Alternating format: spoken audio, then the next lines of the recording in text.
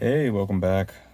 Last video, which was the second one in the little series here, we removed that crank seal, which I say that crank seal like you can see it. It's this crank seal that was on this Stihl 036 chainsaw, and now we are going to put the new one in. So first things first, when you're doing any seal work, clean everything.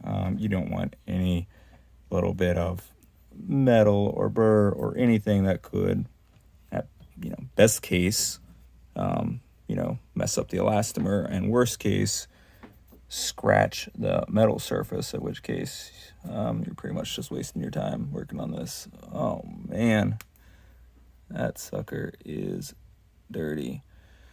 Okay, so I'm going to start my cleaning routine here.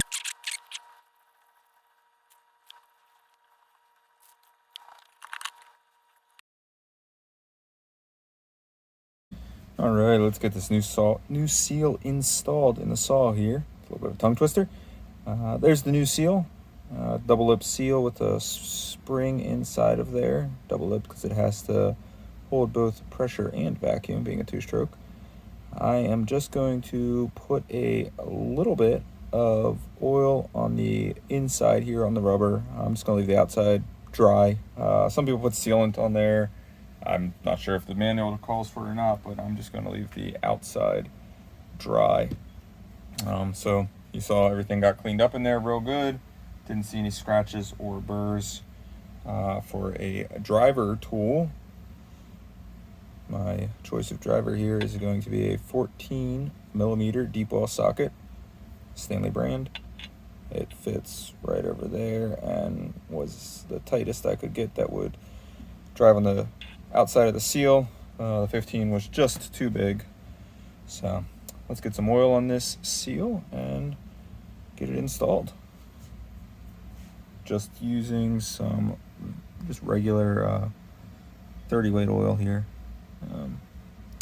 This is actually air compressor oil, non-detergent, so just clean oil. You can use a little bit of light grease, or you can use two-stroke premix.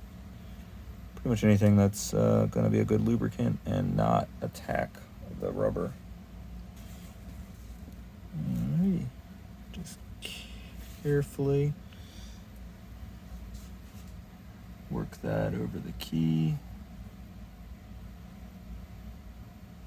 Don't rush anything. You don't want the lips to flip around on you or have that spring somehow dislodge, because if that thing gets out and is rubbing up against the crank, it'll ruin it.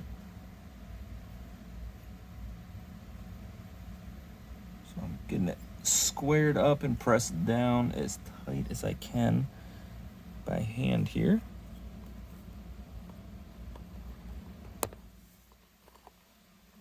Camera readjust, kept tapping that with a hammer. You guys don't need to bother seeing that. There we go, that should be better.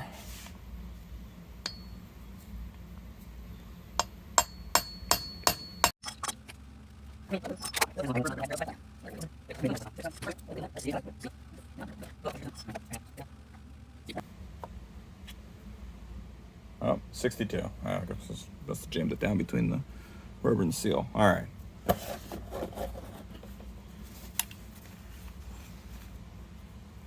Get any little grime or dust or a metal shaving out of there. Don't want anything to migrate down between that seal.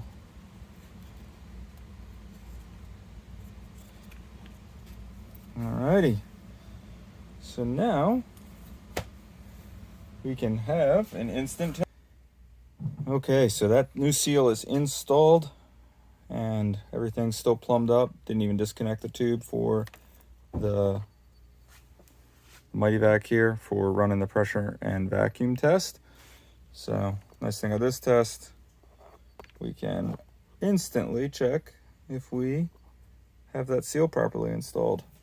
So I'm going to pump this up to about where we tested before, 5 psi. Do the soapy water test. Vacuum, we were doing pressure.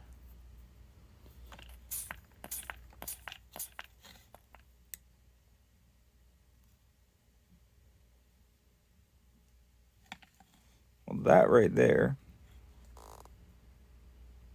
is a good sign. Because from that first video, that pressure gauge was not staying still like that.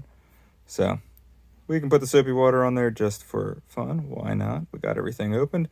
But as you can see, that's awesome. That pressure gauge is solid. It's always exciting when you fix something and it works right away on the first try. Alrighty, so let's hit it out with some soapy water. There you go.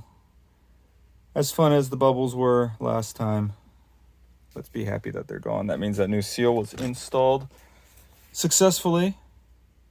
Pressure check, still holding good at 5 psi. We haven't dropped at all. So that is good. All right, so now let's run a quick vacuum check. Make sure we're good there. So we're just gonna bleed out the Mighty Vac. Switch it to vacuum. 10 inches of mercury here. And as much as fun as it is spraying the soapy water, that is no use for the vacuum test. So the vacuum test just requires patience. So far, we're looking good here. I mean, that gauge, that needle has not moved at all. So I don't know if there's an official time, but I've seen these before in the past that do have vacuum leaks. And I mean, you'd already see that thing starting to tick down some. So the fact that, we've been here, me running my mouth here for several minutes, and that needle has not moved at all, we are looking good for vacuum. So, all right, well, thanks for watching this. Hopefully, this was helpful to you if you're working on a saw of your own. If you saw anything in here that I could do better or something else that you'd like to see, write a comment below. That's the only way I hear from you all. So feel free to write whatever you have on your mind down there, and take care all.